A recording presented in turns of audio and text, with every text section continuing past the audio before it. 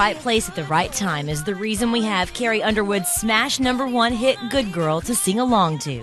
His lips are dripping honey, but he'll sting you like a bee. So lock up all your love and go and throw away the key. Hey, good girl. No matter how good we think they are, it still takes a little bit of fate and a little bit of a blessing to make them all come together. Ashley Gorley, writer of other Underwood hits like Don't Forget to Remember Me and American Girl, just happened to be in L.A., a place he rarely visits. So was co-writer DeStefano and Carrie Underwood, who was there for a benefit when Carrie's management team suggested the three of them write together. And they're like, oh, you guys are all three in the same town. She's going to be here for an afternoon. You want to do that? And we're like, let me think. Yes. They all knew they wanted to write an upbeat, clap your hands kind of song. One that Ashley and Chris hoped would make the final cut and be on Carrie's upcoming album. It was right at the end of the writing process for her. I know they were really looking to finish up the album, and so we knew it had to be like the A++ game. Ashley brought the title Good Girl to the table, and things started happening quickly. I think Carrie definitely reacted to the title and the concept immediately.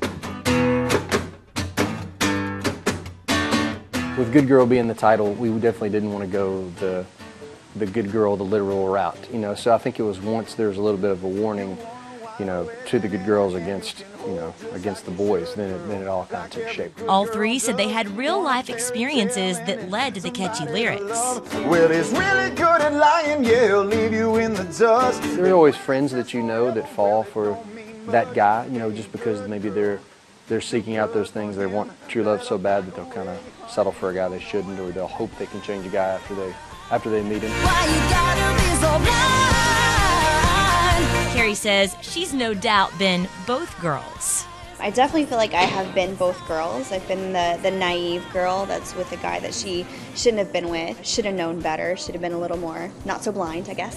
And I've been the friend that has been trying to tell her friend to stop it, you deserve so much better. And I feel like probably most ladies have been on both sides of that fence. Despite being a very detailed song, everything came together in about 2 hours. The chorus felt like it could have been over at one point, and then it kept going a whole other 2 sections. The whole part, melodically and lyrically, with the good girl, no good for you thing that happens right at the end of the chorus. It's great. The guys say they liked what was happening, but it wasn't until Carrie randomly belled out a verse that they knew they had something special. She really wasn't singing anything really out, super, full voice. It was kind of like, okay, the song's getting on the table. And then once it kind of started to take shape, and and then she sang it out once. It was just like, oh, come on, that just sounds great. It was pretty exciting. They played about a 5-month waiting game before finding out that Good Girl would not only be on Carrie's album, but would be the lead single. It quickly rose to #1 on the charts, marking Ashley's 8th #1 hit.